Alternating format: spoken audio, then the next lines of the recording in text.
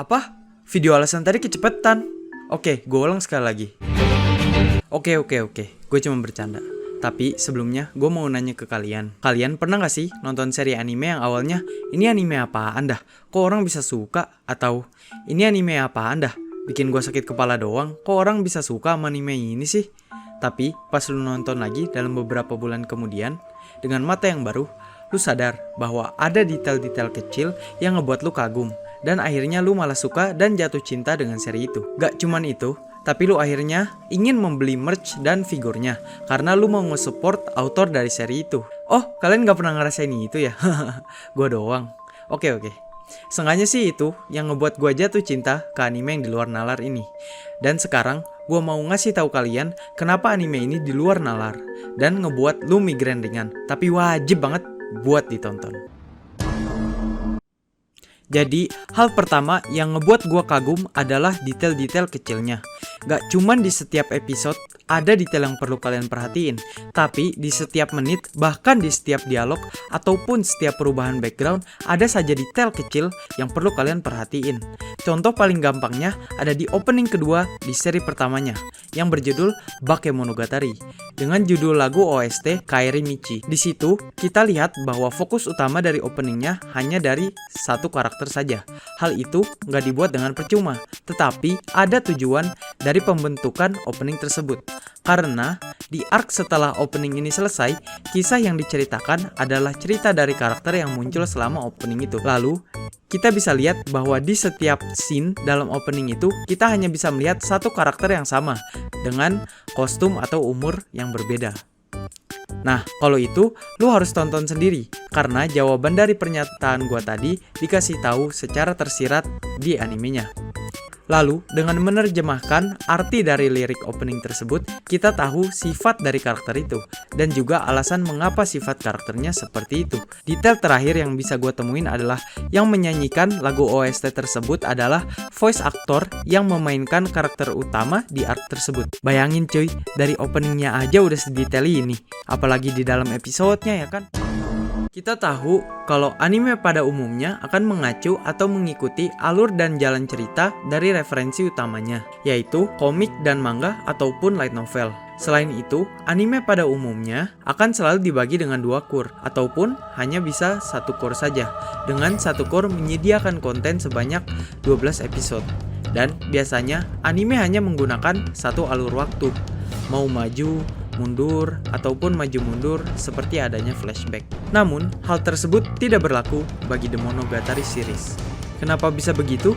Dari seri pertamanya yang berjudul Bakemonogatari dirilis pada tahun 2009, gue udah curiga dengan melihat total episode di seri itu, yaitu berjalan selama 15 episode. Lalu, seri yang dirilis setelah itu berjudul Nisei Monogatari yang hanya berjalan selama 11 episode.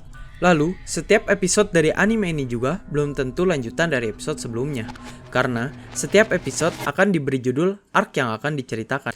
Lalu, di dalam arc tersebut juga akan banyak loncatan dari segi waktu.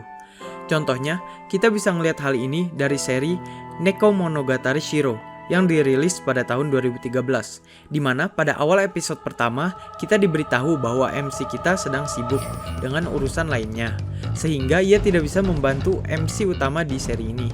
Namun, kita akan tahu jawabannya 2 tahun kemudian, yaitu pada saat seri Owari Monogatari episode 13 yang dirilis pada tanggal 19 Desember 2015. Kita juga bisa ngelihat dari perilisan seri Monogatari series second season pada tahun 2013 yang ceritanya sama sekali tidak bersambung dengan Hana Monogatari, yaitu series yang dirilis setahun setelah Monogatari series second season. Kita tahu bahwa kita akan selalu menghadapi masalah, mau masalah itu kecil ataupun besar, dan masalah itu selalu datang suka atau tidak. Tetapi, jika kita masih bernafas sampai detik ini, berarti kita telah melewati masalah yang telah dilontarkan ke kita. Tetapi, hal tersebut tidak terjadi saat kita menonton seri anime. Karena, jika suatu masalah dihadapi oleh MC dari suatu seri anime, maka ia hanya diperlihatkan berjuang dengan susah payah yang bisa dibilang kurang berarti. Karena, karakter tersebut hanya melewati masalah yang berbeda setiap kalinya. Dan pengaruh yang dilewati dari masalah tersebut terlihat sangat minimal. Lalu, masalah yang dibahas juga tidak terlalu membuat kita bertanya-tanya, karena anime secara umum dipakai sebagai media entertainment yang fungsinya hanya untuk menghibur ataupun melepas penat kita dari dunia ini. Tetapi, menurut gua, The Monogatari series memiliki sudut pandang yang berbeda tentang masalah kehidupan. Kalau kata gua, masalah yang mereka hadapi sangat manusiawi, namun cara mereka memvisualisasikan sangat out of the box. Tidak hanya itu, cara mereka memvisualisasikan penyelesaian dari masalah itu juga dikemas dengan menarik dan emosional. Kalau kata otak gua sih, anime ini slice of life yang banyak unsur-unsur filosofisnya yang dimasukin ke dalam genre action dan gore. Kalimat tadi bikin migrain bukan? Iya, itu juga gua alamin pas nonton seri The Monogatari series dari awal sampai akhir. Tidak hanya itu, setelah arc mereka selesai pun belum tentu masalah itu membaik atau terselesaikan. Tetapi masalah mereka lebih sering kali menjadi masalah yang lebih besar dan menyebabkan casualties yang lebih fatal.